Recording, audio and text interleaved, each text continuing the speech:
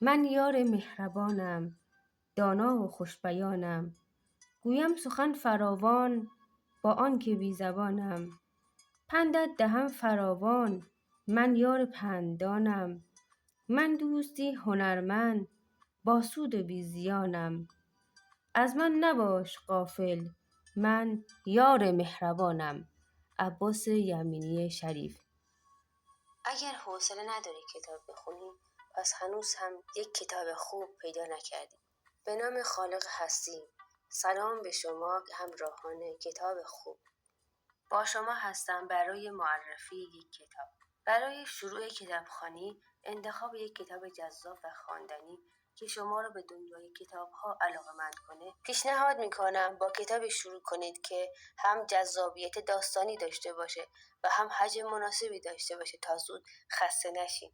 قبل از معرفی کتاب، یک مقدمه رو خدمت شما عزیزان ارائه میدم.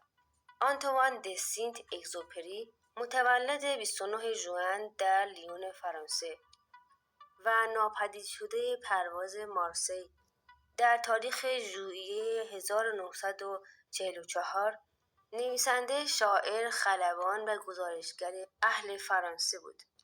اگزوپری پس از مرگ تبدیل به قهرمان ملی فرانسه شد. بله، اثر معروف او شازده کوچولو هست که برای نخستین بار در سپتامبر 1943 یک سال قبل از مرگش در نیویورک منتشر شد. کتاب امروز شازده کوچولوست. اما چرا؟ کوتاه و عامی فهمه. این کتاب حجم کمی داره و زبانش بسیار ساده و روانه که برای شروع عالیه.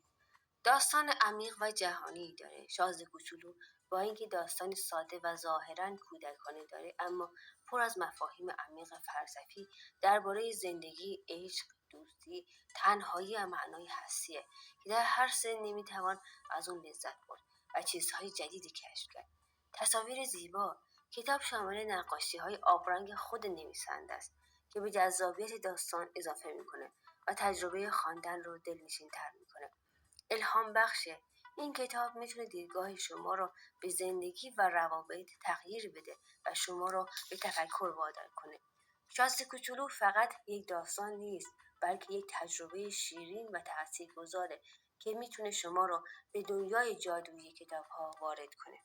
امیدوارم با خوندن این کتاب دوباره شور و شوق کتابخوانی در شما زنده بشه. از اینکه کتاب خوب رو برای خوندن انتخاب کردید بسیار متشکرم. کتاب خوب یعنی آگاهی، پیشرفت، سلامتی و امید.